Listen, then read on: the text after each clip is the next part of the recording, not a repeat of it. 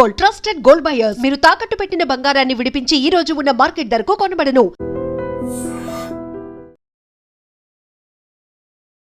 నమస్తే, నేను Kavitha. Welcome to iDream News and నిజాలు.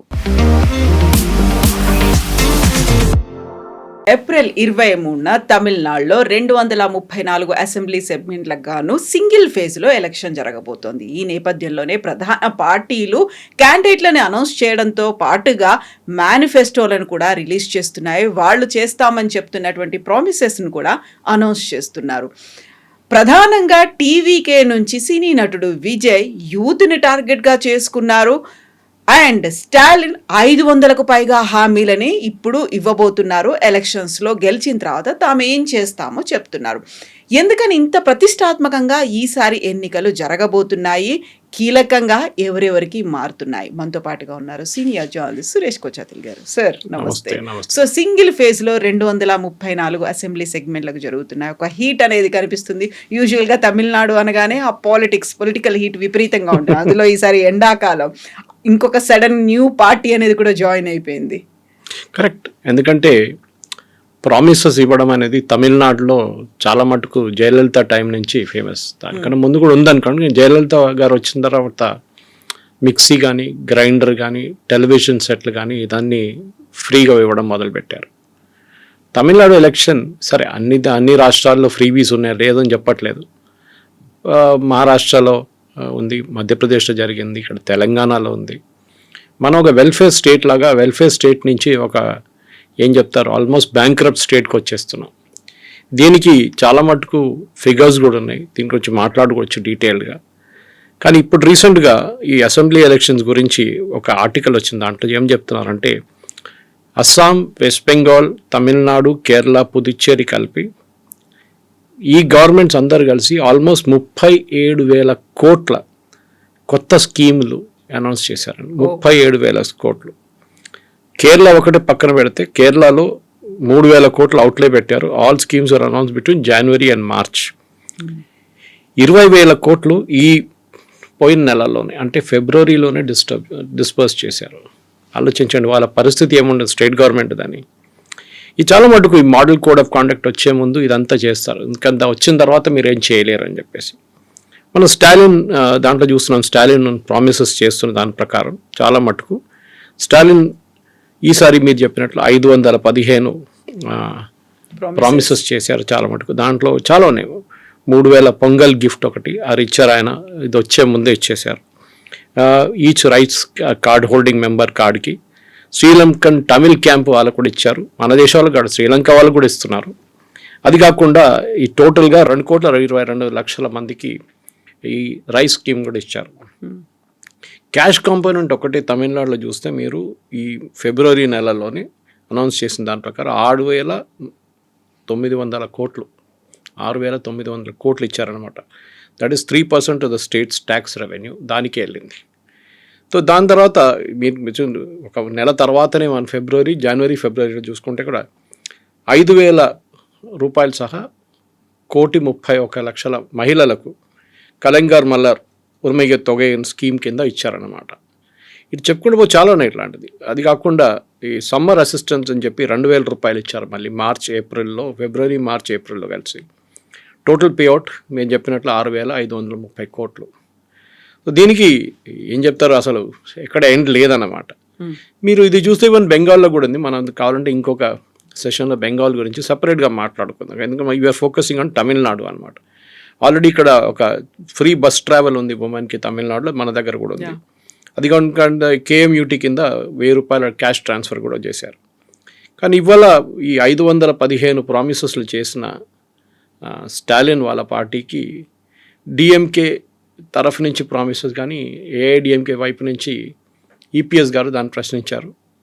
విజయ్ ఆయన ప్రామిసెస్ల మీద వెళ్తున్నాం, ఒక్కొక్కటి తీసుకుందాం మనం. ఇప్పుడు ఎగ్జాక్ట్లీ ఇప్పటిదాకా మనం టీవీలు, మిక్సర్ గ్రైండర్లు అనుకున్నాం, ఈసారి ఫ్రిడ్జ్లు కూడా ఇస్తున్నట్టున్నారు, అనౌన్స్ చేశారు. అంటే ఇప్పుడు ఏం చెప్పారంటే మహిళలకి 2,000 రూపాయలు ఇస్తుండే, అది నెలకు 1,000 రూపాయలు ఉండే 2,000 చేశారు. అంటే పేదవాళ్ళకి అనమాట. కానీ అది దానికి డెఫినేషన్ ఏం లేదు. మన దగ్గర తెలంగాణలో చూస్తున్నాం ఆల్మోస్ట్ మన పాపులేషన్ కన్నా ఈక్వల్ వైట్ రేషన్ కార్డులు ఉన్నాయి మన దగ్గర, విచ్ ఈస్ అ ఫ్రాడ్ కంప్లీట్గా. దాంట్లో మినిమం మీరు తీసేస్తే income tax pays, car owners, మిగతా 2 వీలర్ ఓనర్స్ అందరు తీసేస్తే మీకు 60 నుంచి 70% కార్డులు మీరు తీసేయచ్చు, కానీ తీయరు స్టేట్ గవర్నమెంట్. సో మన దగ్గర కోటి రేషన్ కార్డులు ఉన్నారు. సో మల్టిప్లై బై 4 crores అంటే మన పాపులేషన్ కన్నా ఈక్వల్ మన రేషన్ కార్డు మన దగ్గర ఉందన్నమాట, విచ్ ఇస్ నాట్ పాసిబుల్. కానీ అది సపరేట్ సబ్జెక్ట్. అది ఎవరైనా కోర్టుకి వెళ్ళి క్వశ్చన్ చేస్తేనే అది బయటపడుతుంది.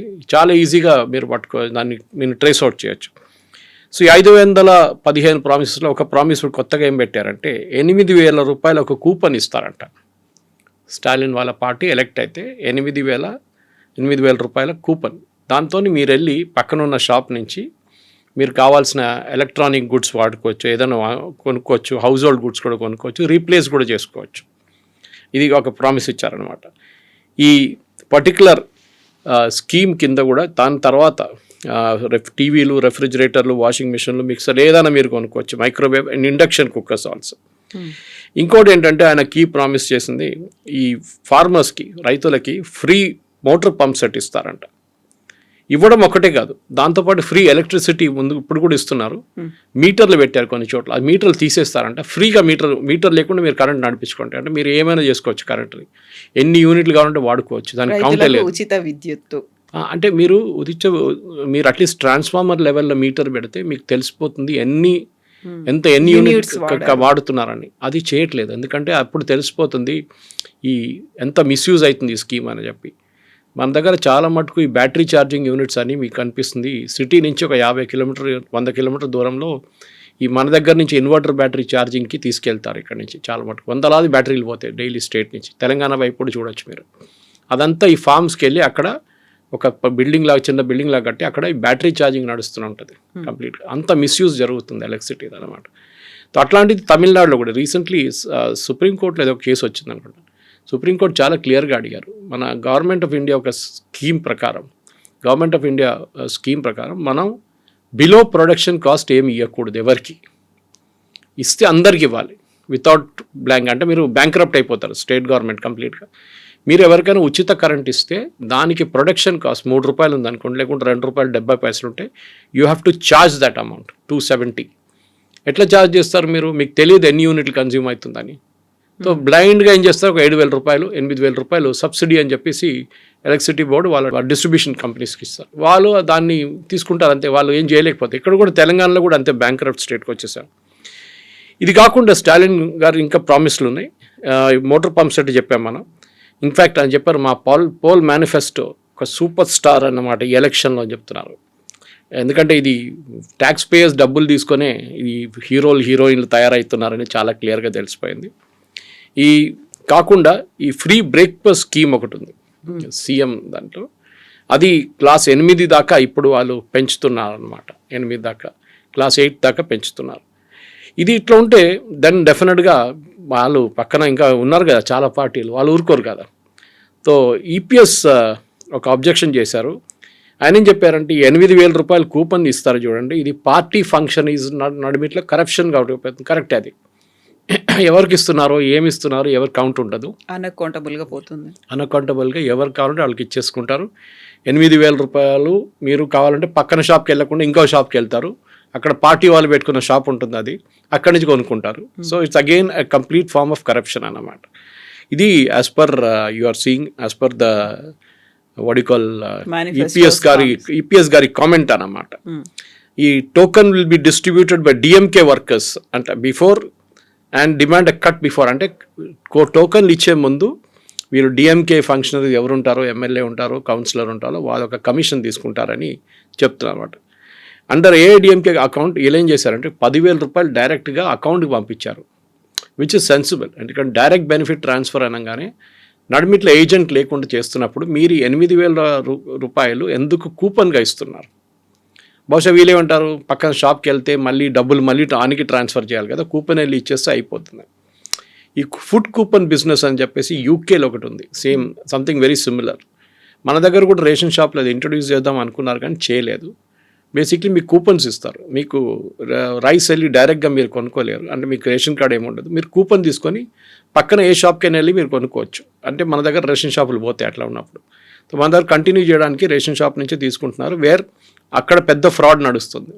చాలా మటుకు మన దగ్గర ఉన్న ఆల్మోస్ట్ క్లోజ్ టు 40-50% మన దగ్గర వస్తున్న బియ్యం బ్లాక్ మార్కెట్కి వెళ్ళిపోతుంది. ఎవరు తీసుకోవడానికి ఎవరు లేరు. చాలామంది తీసుకోరు ఆ రైస్ కూడా. ఆ బ్లాక్ మార్కెట్లో అమ్ముకుంటారు, లేకుంటే తీసుకున్న వాళ్ళు హాఫ్ ద రైస్ ఇచ్చేసి హాఫ్ డబ్బులు తీసుకుంటారు. ఇది నడుస్తుంది అన్నమాట. ఇది ఇట్లా ఉన్నప్పుడు కోర్స్ ఆయన చెప్తున్న డిఎంకే వాళ్ళది కూడా ఉంటుంది ప్రామిసెస్.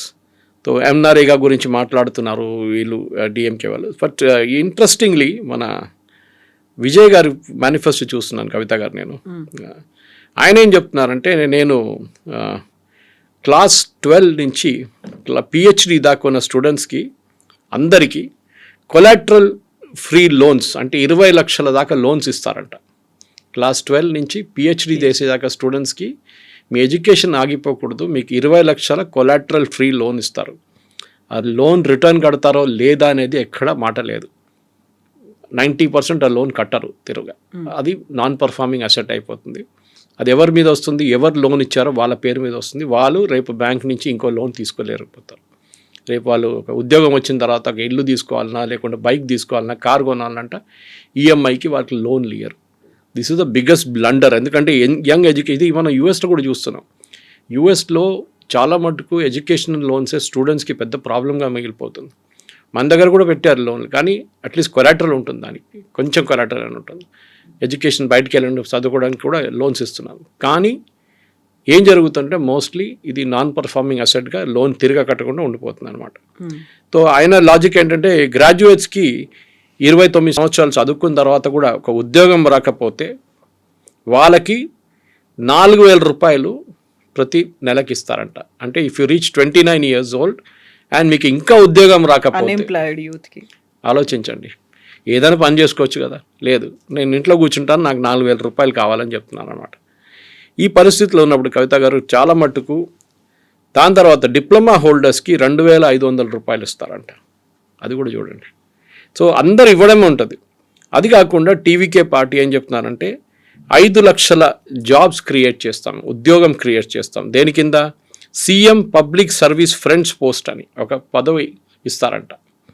అంటే అది కరప్షన్ అగైన్, వాళ్ళ పార్టీ వాళ్ళకి ఇస్తారు. అది దాంట్లో ఏంటంటే ఈ అర్బన్ అండ్ పంచాయత్ లోకల్ బాడీస్లో వీళ్ళు గవర్నమెంట్ సర్వీసెస్, అంటే మీకు ఏదైనా ఒక అప్లికేషన్ ఫిలప్ చేయాలన్నా మిగతా దానికన్నా చదువు లేని వాళ్ళకి హెల్ప్ చేస్తారంట. వీళ్ళు వెళ్ళి డోర్ స్టెప్ దగ్గర వెళ్ళి చేస్తారు. వాళ్ళకి ప్రతి నెల 15,000 రూపాయలు ఇస్తారంట, 18,000 రూపీస్.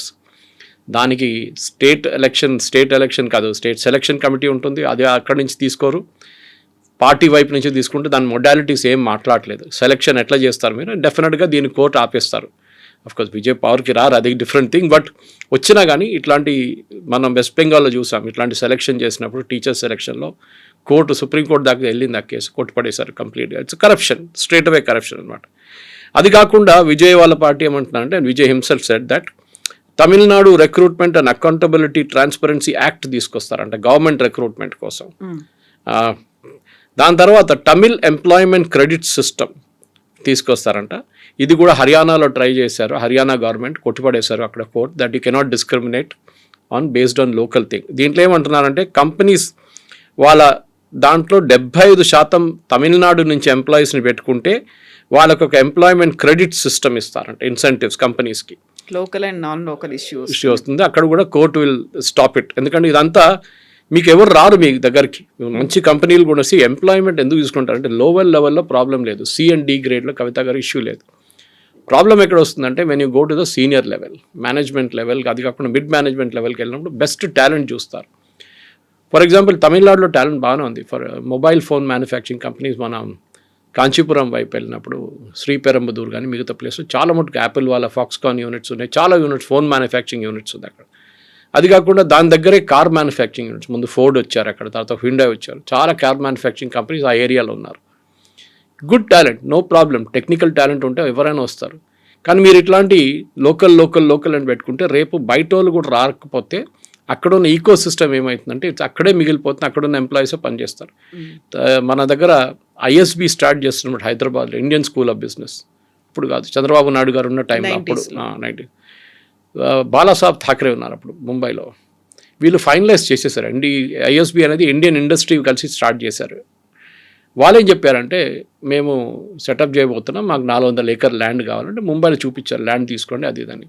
కానీ బాలాసాహెబ్ థాకరే ఒక కండిషన్ పెట్టారు, దాంట్లో 50% మందికైనా మినిమం అడ్మిషన్ మహారాష్ట్రన్స్కి ఇవ్వాలని చెప్పి ఇమ్మీడియట్లీ ఇండస్ట్రీ బ్యాక్అవుట్ చేసేసారు దాని నుంచి. అదే రోజు next day morning Chandrababu Naidu గారు వాళ్ళందరినీ ఇక్కడ పిలిపించి మన ఇప్పుడున్న మైక్రోసాఫ్ట్ క్యాంపస్ పక్కన ఒక ల్యాండ్ ఉండే 400 ఏకర్ చూపించారు, ఈ ల్యాండ్ కావాలంటే తీసుకోండి, మేము ఏం కండిషన్ పెట్టట్లేదు, మీరు ఎక్కడైనా మీరు రిక్రూట్ చేసుకోండి, మీ స్టూడెంట్స్ని ఎక్కడి నుంచి అని తీసుకోండి, మాకు ప్రాబ్లం లేదు. అట్లనే ఐఎస్బి హైదరాబాద్కి వచ్చింది. ఇది మీరు ఈ పాలసీస్ మార్చుకుంటూ పోతే ఇట్లా లోకల్ నాన్ లోకల్ పెట్టుకుంటే చాలా ప్రాబ్లం అయిపోతుంది, కంపెనీస్ ఇక్కడికి రారు. Anyway Vijay has this point. అది కాకుండా ఆయన 1.5 lakh క్రియేటర్ ప్రెన్యూస్ అని పెడుతున్నా, అంటే డిజిటల్ కంటెంట్ క్రియేట్ చేసిన వాళ్ళు. దేని గురించి? తమిళనాడు కల్చర్ గురించి మన డిజిటల్ క్రియేట్ చేస్తున్న వాళ్ళు, ప్రోడక్ట్స్ క్రియేట్ చేస్తున్న వాళ్ళకి ఫండింగ్ ఇస్తారంట. 1.5 lakh క్రియేటర్ ఎంటర్ప్రెనర్స్. చూద్దాం దానికి ఎంత అవుతుందని. దానికోసం ఆయన 25 లక్షల కొలాటరల్ ఫ్రీ లోన్ ఇస్తారంట ప్రతి మనిషికి, ప్రతి ఇండివిజువల్కి. ఇక్కడ మీరు 1.5 lakh ఇంటూ 25 lakhs మీరు మల్టిప్లై చేస్తే మీకు నెంబర్ వచ్చేస్తుంది. డెఫినెట్గా అది కాకుండా బ్యాంకరప్ట్ స్టేట్ అయిపోతారు. విజయ్ ఏమన్నారంటే welfare for farmers, fishermen, teachers, weavers అందరికీ ఇస్తున్నారు స్కీమ్లు. మీరు ఎప్పుడైనా చూసుంటారు దీనికి అన్నిట్లో మిడిల్ క్లాస్కి ఏమి ఉండదు. ఎప్పుడు మిడిల్ క్లాస్ అక్కడ లేరు, ఇక్కడ లేరు. డబ్బులు ఉన్నోడు rich, they have no issues. Middle క్లాస్కి ఈ ప్రాబ్లం అంతా వస్తుంది. And we're the tax payers, మనం ట్యాక్స్ కడుతున్నాం, ఫ్రీ బీస్ ఏమో మన దగ్గర తీసుకెళ్ళి మిగతా వాళ్ళకి ఇస్తున్నారు. ఇదే ప్రశ్నించాలి మనం. ఫర్ ఎగ్జాంపుల్ మిడిల్ క్లాస్ లెవెల్లో ఉన్న పిల్లలకి చూడండి, వాళ్ళకి బెనిఫిట్ ఇయ్యారు, ఎందుకంటే వీఆర్ బిలో, మీ నాన్నగారు అమ్మగారు ఇంత శాలరీ ఉంది వాళ్ళకి, దానికోసం మీకు you will not be given anything free అని చెప్తారు. ఇది మేజర్ ప్రాబ్లం మనకి. ఇది ప్రశ్నించాలి మనం. ఇది ఎట్లయిపోయిందంటే హైదరాబాద్లో కలెక్ట్ చేసిన ట్యాక్స్ తీసుకెళ్ళి సిద్దిపేటలో ఖర్చు పెడుతున్నట్లు ఉంటుంది. మనం దీనికన్నా ముందు కూడా అడిగాం కేటీఆర్ గారు ఉన్నప్పుడు. సో దీన్ని ఎక్కడైనా ఒక ప్లేస్లో చోట్లేదు ఆపాల్సిన టైం వచ్చింది కవిత గారు. ఎందుకంటే ఈ ఫ్రీబీస్ ఇట్లా ఇచ్చుకుంటూ పోతే దీనికి ఒక లిమిట్ ఉండదు. అది ప్రతి గవర్నమెంట్, నేను దీన్ని డిఎంకేని తప్పు పట్టట్లేదు. అది మీరు బీజేపీ ఉండొచ్చు, లేకుంటే మహారాష్ట్రలో ఉన్న బీజేపీ గవర్నమెంట్, మధ్యప్రదేశ్లో బీజేపీ గవర్నమెంట్, ఎక్కడైనా కానివ్వండి. వెస్ట్ బెంగాల్లో మమతా బెనర్జీ అయితే ప్రామిస్ల మీద ప్రామిస్ చేస్తుంది ఆమె. అట్లాంటి పరిస్థితుల్లో గవర్నమెంట్స్ ఇవాళ లేకుంటే రేపు కంప్లీట్గా బ్యాంక్రప్ట్ అయిపోతారు. సో ఇప్పుడు విజయ్ ఎందుకని అంత యూత్ మీద ఫోకస్ పెట్టాడు అనేది ప్రధానంగా, ఆల్రెడీ సీట్లను కూడా అనౌన్స్ చేశాడు, తను 2 చోట్ల నుంచి పోటీ చేస్తున్నాడు అనేది అంతపాటుగా తనకున్నటువంటి వ్యక్తిగత డ్రైవర్ వాళ్ళ అబ్బాయికి కూడా ఒక సీట్ని అనౌన్స్ చేసేసాడు, ఆయన కూడా టికెట్ ఇస్తున్నాను అని చెప్పి పెట్టాడు ఆయన. యూత్ అనేది ఇప్పుడు మెయిన్లీ మనకు తెలిసింది కవిత గారు, 65% మన దగ్గర population below the age of 35. ఇంకోటి అంటే అన్ఎంప్లాయ్మెంట్ మన దగ్గర చాలా పెద్ద ఇష్యూ. ఇప్పుడు చూసారు చూడండి మీరు, అన్ఎంప్లాయ్మెంట్ మీరు ఇంట్లో కూర్చుంటే కూడా మీకు డబ్బులు ఇస్తా అంటున్నారు, ఎవరు పని చేస్తారు?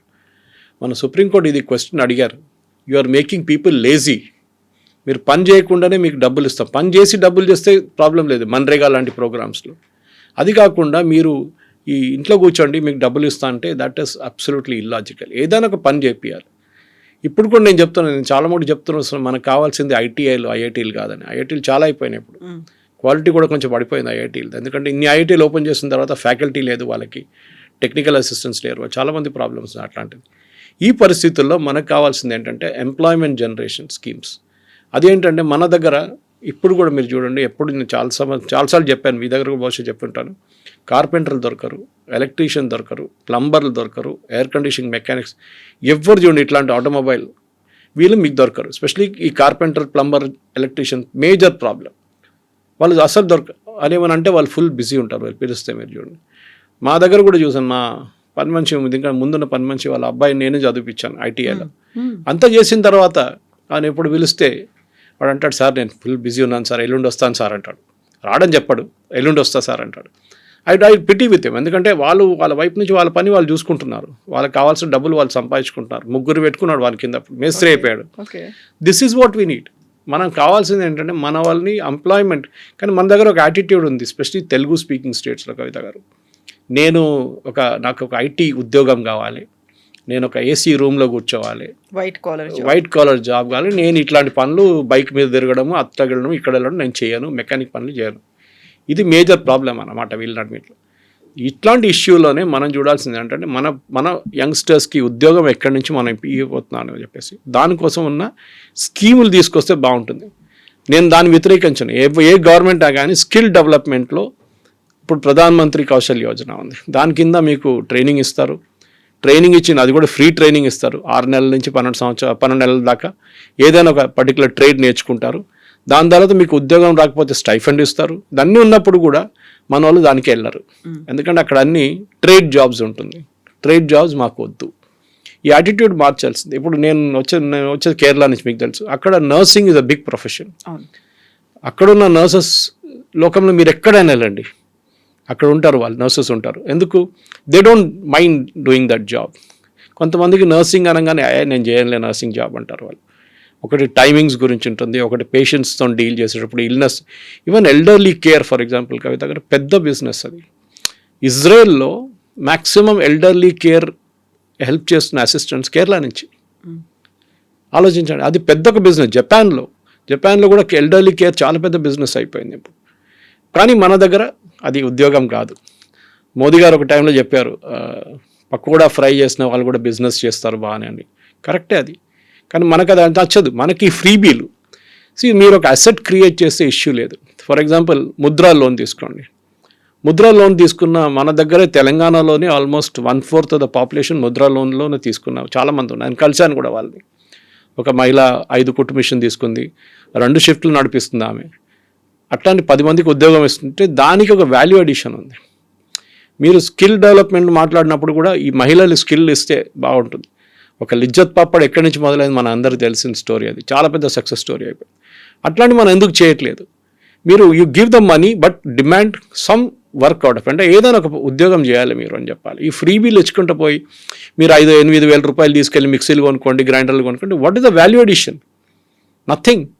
మీరు పని చేయండి, మీరు ఇట్లాంటి మీ విలేజ్ కమిటీని పెట్టండి, అక్కడ మీరు క్లెన్లీనెస్ అప్కీప్ చేయండి, అక్కడ ఉన్న స్వీపర్స్ని మీరు చూసుకోండి, దాన్ని బట్టి మీకు ఇంత డబ్బులు ఇస్తా ఉంటే దర్స్ అ లాజిక్ బిహైండ్ ఇట్. ఒట్టిగా ఏం చేయకుండా నాన్ ట్యాక్స్ పేయింగ్ అంటే చూడండి, అక్కడ కూడా వాళ్ళు చాలా క్లియర్గా తీసుకొచ్చారు స్టాలిన్ గారు. నేను చెప్పడానికి మర్చిపోయాను, క్లాస్ పెట్టారు ఆయన, స్టార్ పెట్టారు దాని పక్కన. ఏంటి? మీకు 8,000 రూపాయలు కావాలంటే you should be a non tax paying lady. ఆలోచించి, అంటే ట్యాక్స్ పేయింగ్ లేడీ దగ్గర నుంచి డబ్బులు తీసుకొని నాన్ ట్యాక్స్ పేయింగ్ లేడీకి ఇస్తున్నారు. కష్టపడి పనిచేసే ఒక లేడీకి ఇన్సెంటివ్ లేదు వాళ్ళకి. ఇది చాలా బాధ అనిపిస్తుంది, ఎందుకంటే ఇట్లాంటి ఫ్రీబీస్తోనే వీళ్ళు ఎలక్షన్స్ గెలుస్తున్నారు. దాని తర్వాత ఎలక్షన్ రోజు ముందు రోజు వెళ్ళి అందరికి డబ్బులు ఇచ్చి మందు ఇచ్చి ఓట్లు వేయించుకుంటారు. మన democracy I think it is failed. నేను దీంట్లో అందరిని తప్పు పడుతున్నాను, ఒక్కరినేం కాదు, అందరిని తప్పు పడుతున్నారు. Right from top to bottom A party అయినా ఇట్లాంటి ఫ్రీబీస్ ఇచ్చుకుంటూ పోతే దెన్ గవర్నమెంట్ అంటే మన కంట్రీ ఇంకొక 10-15 సంవత్సరాల తర్వాత కూడా ఎక్కడున్నా అక్కడే ఉంటాం మనం. ఇప్పుడు అలయన్స్కి సంబంధించి కూడా ఒక పెద్ద డిస్కషన్ అనేది అవుతుంది. అందులోనూ విజయ్ ఎలాంటి రోల్ ప్లే చేయబోతున్నారు? అంతకుముందు మనం సినిమా నటులు ప్రారంభించినటువంటి పార్టీల గురించి చూస్తే మనకి ఎంజేఆర్, జయలలిత, కరుణ అనేది వాళ్ళ తర్వాత మళ్ళీ అలాంటి రేంజ్లో ఉన్న వాళ్ళు కనిపించలేదు. ఇప్పుడు విజయ్ టీవీకే పార్టీ ఎంత క్రూషియల్ అవుతుందా, లేకుంటే పట్టించుకోరా? ఎలా ఉంటుంది అక్కడ సిచ్యువేషన్ అనేది? ఇప్పుడున్న ఒపీనియన్ పోల్స్ ప్రకారం విజయ్ వాళ్ళ పార్టీ టీవీకేకి 6-7% ఓట్లే వస్తుంది. ఇది పెద్ద ప్రాబ్లం కాబోతుంది. సెంగోటియన్ లాగే వాళ్ళని పెద్ద సీనియర్ లీడర్ని తీసుకున్నారు ఇంకో పార్టీ నుంచి, కానీ ఒక సెంగోటియన్ అందరిని తీసుకురాలేదు. బూత్లో 243 బూత్లు ఉన్నప్పుడు మీకు ఆ బూత్లో ప్రతి బూత్లో కమిటీ మెంబర్స్ ఉండాలి, ప్రతి బూత్లో లోకల్ లీడర్స్ ఉండాలి. అది లేదు, అది అక్కడే ప్రాబ్లం వస్తుంది. అది అన్నామలై గారు చేశారు బీజేపీ కోసం, చాలా బాగా చేశారు. కానీ పాప ఆయన ఈ ఎలక్షన్లో పక్కన పెట్టేశారు ఎందుకో. నిన్న ప్రధానమంత్రి గారు వచ్చినప్పుడు కూడా కోయంబత్తూర్ ఎయిర్పోర్ట్కి అన్నామలై గారు వెళ్ళలేదు. Maybe he has his difference of opinion and with the party, కరెక్టే. కానీ ఆ బూత్ లెవెల్ వర్కర్స్ రాకపోతే కవిత గారు ఈ మన విజయ్ పార్టీ కానివ్వండి ఏ పార్టీ అయినా, బికాజ్ మీరు చూడండి జయలలిత, ఎంజీఆర్ మీరు చెప్పిన పేర్లలో దేవర్ స్టార్ క్రౌడ్ పుల్లర్స్ ఏమైనా కానివ్వండి, అది వాళ్ళకి ఆరా ఉండే, ఒక కరిష్మా ఉండే. తమిళనాడులో మీరు ఈ చూసిన పొలిటీషియన్స్కి అదే టైంలో మీరు కేరళకు వచ్చినప్పుడు ప్రేమ్ నసీర్ గారు ఫస్ట్ ఈ పోటీలో దిగారు. He was a super star of that age. NT Rama Rao టైంలో ఆయన ఎలక్షన్లో ఫ్లాప్ అయ్యారు కంప్లీట్గా. అక్కడ వాళ్ళు పట్టించుకోరు. సరే సురేష్ గోపి గారు గెలిచారు, అదంతా ఓకే. బట్ ఓవరాల్గా చూస్తే ఎంజీఆర్ లోకల్ కూడా కాదు, ఆయన he is from Malayali born in Ceylon. Jayalalithaa Karnataka నుంచి. అట్లాంటి పరిస్థితుల్లో వాళ్ళు తమిళనాడుకు వచ్చి అక్కడ ఎలక్షన్ గెలవడం, even Rajinikanth can take it. Of course ఆయన పొలిటిక్స్ రాలేదు, ఈజ్ మహారాష్ట్రియన్, కానీ యాక్సెప్ట్ చేశారు తమిళనాడు వాళ్ళు. సో ఈ లోకల్ నాన్ లోకల్ ఎక్కడ కూడా వస్తుంది. విజయ్ వాళ్ళ పార్టీ నా అంచనా ప్రకారం, I may be wrong, but ఇప్పుడు వస్తున్న ఒపీనియన్ పోల్స్లో, గ్రౌండ్ పోల్స్లో ఏం చెప్తున్నారంటే ఆయనకి 6 నుంచి 7% ఓట్లే వస్తుంది. దాంతో ఒక్క సీటు కూడా రాదు వాళ్ళకి. ఈయన గెలుస్తాడంటే అది పాసిబ్లీ పెరంబూర్ నుంచి పోటీ చేస్తున్నారు ఒక సీటు. తిరుచి అది పెరంబూర్ నుంచి గెలవచ్చు కావాలంటే, because Perambur is more of an urban seat. బహుశా కొంచెం ఆయనకు పుల్ ఉంటుంది అక్కడ, కానీ డౌట్ఫుల్. ఆయనకి నేను అనుకుంటా 2 నుంచి 4 సీట్లు కూడా వాళ్ళ పార్టీకి రాదు. ఆ తర్వాత national parties role BJP election flop అవుతుంది, దాంట్లో డౌట్ లేదు. అది ఒకటి. వాళ్ళ టికెట్ డిస్ట్రిబ్యూషన్ చూడండి, నిన్న కూడా ఎయిర్పోర్ట్లో, కోయంబత్తూర్ ఎయిర్పోర్ట్లో పెద్ద ఒక ప్రొటెస్ట్ ఉండే. Palani seat which is a very strong, అంటే ఈవెన్ అన్నామలై గారు చెప్పారు అది. చాలా సీట్లో బీజేపీ లాస్ట్ టైం 2వ స్థానాలు వచ్చారు, 57 స్థానాలు అనుకుంటా, 57 కాన్స్టిట్యున్సీస్లో 2nd పొజిషన్లో వచ్చారు బీజేపీ. కానీ వాళ్ళకి ఈసారి ఇచ్చింది వాళ్ళకి 27 సీట్లే. అంటే మీరు 2nd పొజిషన్లో వచ్చిన ఏఐడిఎంకే కూడా 2nd పొజిషన్లో రాలేదు, బీజేపీ వచ్చారు. లాస్ట్ టైం వాళ్ళు సపరేట్గా పోటీ చేశారు. అట్లాంటి టైంలో ఆ 2వ స్థానంలో వచ్చిన ప్లేస్ అయినా బీజేపీకి ఇవ్వాలి ఉండే కదా. 27 కాకపోతే అట్లీస్ట్ ఒక 35. అది కూడా కాదు, ఆ 2nd వచ్చిన కాన్స్టిట్యున్సీలో చాలా కాన్స్టిట్యున్సీలో బీజేపీకి టికెట్ ఇవ్వలేదు. వాళ్ళు సీటు ఏఐడిఎంకే తీసుకున్నారు అక్కడ. దాని మీద చాలా పెద్ద ప్రొటెస్ట్ నడుస్తుంది ఇప్పుడు. ఇట్లాంటి పరిస్థితుల్లో ఇంకోటి అన్నామలై గారిని పక్కన పెట్టారు. Any day Annamalai is a super star for BJP తమిళనాడులో. ఆయన పక్కన పెట్టి పార్టీ లీడర్షిప్ చేసిన చాలా పెద్ద తప్పు. ఎందుకంటే బీజేపీకి తెలుసు ఆన్ దేర్ ఓన్ వాళ్ళు తమిళనాడులో గెలవలేరు. అది మన ఇప్పుడు కాదు, ఇంకా 30 సంవత్సరాలైనా బీజేపీ అక్కడ గెలవడానికి చాలా తక్కువ వచ్చాయి. ఎందుకంటే ద్రవిడియన్ మెంటాలిటీ చాలా మటుకుంది. Anti Hindi, anti north Indian, బీజేపీకి నార్త్ ఇండియన్ పార్టీ అని చూపించి వాళ్ళని ఓటు వేయడం కూడా చాలా ట్రై చేస్తారు డిఎంకే వాళ్ళు కానీ ఏడిఎంకే వాళ్ళు కూడా. అట్లాంటి పరిస్థితుల్లో బీజేపీని బిల్డప్ చేసుకురాను. చూడండి కేరళలో చూడండి, కేరళలో బీజేపీ ఒక టైంలో 4% ఓట్లు ఉండే, దాని నుంచి 8కి వచ్చారు, 8 నుంచి 12 అయ్యారు, 12 నుంచి 16కి వచ్చారు. ఇంక్రీజ్ అవుతూ వస్తుంది. కానీ కేరళ పాపులేషన్ 43% హిందువులు ఉన్నారు. చాలా డిఫికల్ట్ అక్కడ ఎక్స్పాండ్ చేయడం. కానీ తమిళనాడులో ప్రాబ్లం లేదు. కానీ తమిళనాడులో ఉన్న ప్రాబ్లం ఈ ద్రవిడియన్ మెంటాలిటీ. ఓకే, ఈ ద్రవిడియన్ మెంటాలిటీతో బీజేపీ మ్యాచ్ కారు. సో బీజేపీకి అక్కడ ఉన్న ప్రాస్పెక్ట్స్ ఈసారి కూడా చాలా తక్కువ ఉంటుంది. నేను అనుకుంటాను పోయినసారి కన్నా తక్కువ సీట్లు ఈసారి బీజేపీకి రావచ్చు. బికాస్ మెయిన్ రీజన్ అన్నామలై లాంటి క్రౌడ్ పుల్లర్ని మీరు పార్టీ పక్కన పెట్టారు. ఎవరో తెలియని ఒక లీడర్ని తీసుకొచ్చి పార్టీ లీడర్ చేయించారు. I think that was the biggest mistake BJP has done. ఏఐడిఎంకేకి ఇంత లీవ్ ఇవ్వకుండా కొంచెం స్ట్రిక్ట్గా నిలబడితే బహుశా అమిత్ షా గారు బీజేపీ కొన్ని ఎక్కువ సీట్లు తీసుకొని లాస్ట్ టైం 2nd పొజిషన్ వచ్చే సీట్ కాంటెస్ట్ చేస్తే బీజేపీకి ఒక 25-30 సీట్లు వస్తుంది. కానీ ఈసారి అది కూడా డౌట్ఫుల్. కాంగ్రెస్కి అంతే కదా, 28 సీట్లు వాళ్ళు పోటీ చేస్తే దాంట్లో 22-23 గెలుస్తారు వాళ్ళు. ఎప్పుడు బికాజ్ డిఎంకే సీట్లు అదన్నీ వాళ్ళకి. కాంగ్రెస్ ఆన్ దేర్ ఓన్ ఇప్పుడు అక్కడ కూడా ప్రొటెస్ట్ చూస్తున్నారు మీరు. చిదంబరం కానీ వాళ్ళ కొడుకు వీళ్ళందరూ they are all not happy with it. వాళ్ళకి కావాల్సిన పార్టీ సపోర్టర్స్కి టికెట్ ఇవ్వలేదు, 27 సీట్లు ఏంటని. కానీ స్టాలిన్ చాలా క్లియర్గా చెప్పారు ఈసారి వాళ్ళ అలయన్స్లో, అంటే వాళ్ళ సెక్యులర్ అలయన్స్లో చాలా మటుకు కొత్త పార్టీలు చేరిపోయారు. ఈవెన్ ఎండిఎంకే ఉన్నా, వీళ్ళ కెప్టెన్ విజయకాంత్ వాళ్ళ పార్టీ కూడా వచ్చారు. సో వాళ్ళకి సీట్లు ఇవ్వాలి మేము. సో మేము ఇంతమందికి సీట్లు ఇవ్వలేము. సిపిఐ కూడా క్రియేట్ చేశారు ఇష్యూ. సిపిఎం కూడా మాకు 15 సీట్లు కావాలి అది అని చెప్తే ఇస్తే 5 ఇస్తాను, తీసుకోలేకుండా వద్దని చెప్పేశారు. స్టాలిన్ క్లియర్గా చెప్పారు it's a choice is yours అని. సో వాళ్ళు 5 సీట్లు తీసుకొని దే కెప్ట్ క్వైట్, ప్రాబ్లం లేదు. లేకుంటే వాళ్ళకి ఒక సీట్ కూడా రాదు. ఒంటరిగా పోటీ చేస్తే సిపిఐ ఒక సీట్ కూడా రాదు. సో కాంగ్రెస్కి ఈసారి కూడా ఒక 21 నుంచి 22 సీట్లు రావచ్చు అక్కడ. That too because of DMK, not because of Congress. So అక్కడ regional parties versus national parties ఉంటుంది. ఆ తర్వాత స్టార్డమ్ ఎంత దాకా పుల్ చేసుకొని తీసుకొస్తుంది. అది ఒకటి స్టార్డమ్ అనేది విజయ్ది అంత పెద్ద స్టార్డమ్ లేదని. You can't compare Vijay to, మీరు విజయ్ని జయలలిత గారితోనో లేకుంటే ఎంజీఆర్ గారితోనో కంపేర్ చేయలేరు మీరు. వాళ్ళకి డిఫరెంట్ లీగ్లో ఉన్నారు వాళ్ళు. వాళ్ళ ఆరో కూడా వాళ్ళు చాలా సంవత్సరాల తర్వాత కష్టపడి పనిచేసిన తర్వాతే వాళ్ళు పైకి వచ్చారు. అండ్ ఎంజీఆర్ గారు ఉన్నప్పుడే జయలలితని ఒక పార్టీ నెంబర్ 2గా డెవలప్ చేసుకుంటూ వచ్చారు. సో కంటిన్యూషన్ ఈజీగా ఉండే. కానీ ఆ ప్రాబ్లం ఎక్కడ వచ్చింది, జయలలిత దాని తర్వాత ఎవరిని ట్రస్ట్ చేయలేదు. ఆమె కూడా ముఖ్యమంత్రి పదవి నుంచి రాజీనామా చేయాల్సి వచ్చినప్పుడు, పక్కన జరగాల్సి వచ్చినప్పుడు ఓపీఎస్ గారిని తీసుకొచ్చారు, పన్నీర్సెల్వం గారిని. కానీ ఇప్పుడు పన్నీర్సెల్వం గారు డిఎంకేలో ఉన్నారు. That's a tragedy of it. So ఏడిఎంకేలోనే చాలా మటుకు ప్రాబ్లమ్స్ ఉన్నాయి. అది ఏడిఎంకేనే వీక్ చేసేస్తుంది, దాన్ని బట్టి బీజేపీని కూడా కిందకు గుంజేస్తుంది. అది విజయ్ వైపు నుంచి విజయ్ ఉన్న ఓట్లు, విజయ్ ఒక్కటే క్రూషియల్ ఫ్యాక్టర్ కవిత గారు. ఎవరు ఓటు తీసుకెళ్ళిపోతారు, ఈ 6 నుంచి 8% చెప్పాను చూడండి ఓట్లు, ఎవరి ఓట్స్ అది స్ప్లిట్ అవుతుంది, అది డిఎంకే ఓట్స్. అది ఒక్కటే హోప్ ఉంది ఏఐడిఎంకేకి. దట్ విజయ్ ఎన్ని ఓట్లు ఎక్స్ట్రా తీసుకెళ్ళిపోతారో అంత డిఎంకే అంత వీక్ అవుతుందని. Yeah. అది బీజేపీ కానీ ఏం చెప్తారు ఏఐడిఎంకే వాళ్ళకున్న ఒకటే హోప్ అది. అక్కడి నుంచి వాళ్ళకి ఏదైనా బెనిఫిట్ వస్తే వస్తుంది, లేకుంటే ఈ అలయన్స్కి డిఎంకే బీజేపీకి అలయన్స్ అంత ప్రాస్పెక్ట్స్ తమిళనాడులో లేదండి. సో హార్డ్లీ ఒక 23 days మాత్రమే ఉంది కాబట్టి ఒక క్రూషియల్ టైం, ఒక hot politics I think DMK will pull through. నా అంచనా ప్రకారం డిఎంకే విల్ పుల్ త్రూ. ఎందుకంటే ఏంకే లేదు అక్కడ ప్రతిసారి తమిళనాడు కైండ్ ఆఫ్ అంటే డిఎంకే ఏఐడిఎంకే ఇలా ఆల్టర్నేట్ గా వస్తుంటాయి. బట్ ఈసారి అలాంటి సిచువేషన్ దీనికన్నా ముందు కూడా జరగలేదు, 2 సార్లు వాళ్ళే గెలిచారు. ఓకే, జయలలిత గారు చనిపోయిన తర్వాత డిఎంకే ఎప్పుడు ముందు డిఎంకే గెలుస్తూనే వస్తున్నారు, ఏఐడిఎంకే ప్రాస్పెక్ట్స్ లేదు.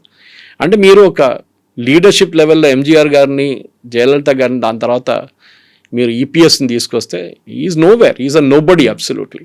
అండ్ ఎస్పెషలీ తమిళనాడులో కూడా మనలా క్యాస్ట్ పాలిటిక్స్ చాలా ఉన్నాయి. గౌండర్స్ ఉన్నారు, అది ఉన్నారు, సదర్న్ తమిళనాడు సపరేట్ పాలిటిక్స్ ఉంది. ఈవెన్ విత్ ఇన్ డిఎంకే మీరు చూడండి, వాళ్ళ ఫ్యామిలీ యునైటెడ్గా లేరు. అఫ్కోర్స్ నిన్న మేనిఫెస్టోలో కనిమొഴി వాజ్ ఆల్సో దేర్, అదొకటి ఉంది. కానీ వాళ్ళ ఫ్యామిలీలో కూడా అంత పెద్ద కోఆపరేషన్ లేదు. కానీ అక్కడ సూపర్ స్టార్ స్టాలిన్ ఆయన నడిపిస్తున్నారు పార్టీ. ఆయన నెక్స్ట్ ఇన్ కమాండ్ కూడా ఆయన ఆల్రెడీ సెలెక్ట్ చేసుకున్నారు వాళ్ళ కొడుకుని. సో వాళ్ళ కంటిన్యూషన్ అవుతుంది అదే ఫ్యామిలీలో. Tamil Nadu politics is all about super stars.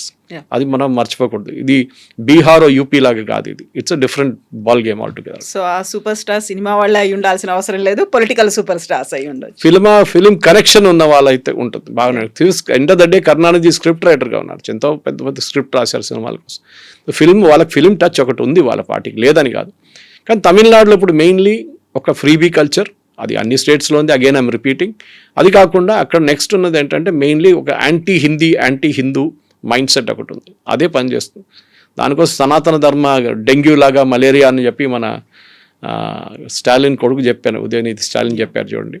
అది ఇంకేదైనా స్టేట్లో చెప్తే అది పెద్ద ఇష్యూ అయిపోతుంది. కానీ తమిళనాడులో ఏం కాలేదు. దాంతోనే అర్థమైపోతుంది అక్కడ ఉన్న ఓటర్ మెంటాలిటీ ఏంటని మీకు చాలా క్లియర్గా తెలిసిపోతుంది అనమాట. వాళ్ళు ఓటేస్తారు, బట్ ఈ 60s నుంచి ఉన్న యాంటీ హిందీ అజిటేషన్ ఉంది చూడండి, అది ఇప్పుడు కూడా రెగ్యులర్గా వీళ్ళు పైకి తీసుకొని వస్తారు. వాళ్ళు చూడండి హిందీ ఇంపోజిషన్ అంటారు. ఇది వాళ్ళ వైపు నుంచి ఉన్న పెద్ద ఒక గేమ్ ప్లాన్, పెద్ద ఒక ట్రంప్ కార్డ్ అక్కడ ఉన్న ద్రవిడియన్ పార్టీస్కి. Thank you very much. And for more videos, Please subscribe to iDream. Please subscribe to iDream. Please subscribe iDream. And please subscribe to iDream. For more videos, subscribe to iDream. please like, share and subscribe to the channel. Congratulations, iDream. Subscribe to iDream. Subscribe to iDream. So subscribe to iDream Media. iDream ki iDream team andarki huge congratulations. Please subscribe iDream Media. Please subscribe to iDream. Subscribe iDream. Please subscribe to iDream. iDream అంటే నా కళల ఛానల్ను subscribe చేసుకున్న నోరు తిరుగుతలేదు, మీరైతే గంట గుర్తు కొట్టండి. For more such videos, please subscribe to iDream. Subscribe to iDream. Please subscribe to iDream. Please subscribe iDream Media. Please do subscribe to iDream. Please subscribe to iDream Media. For best entertainment and information, please subscribe iDream. And don't forget to subscribe to iDream.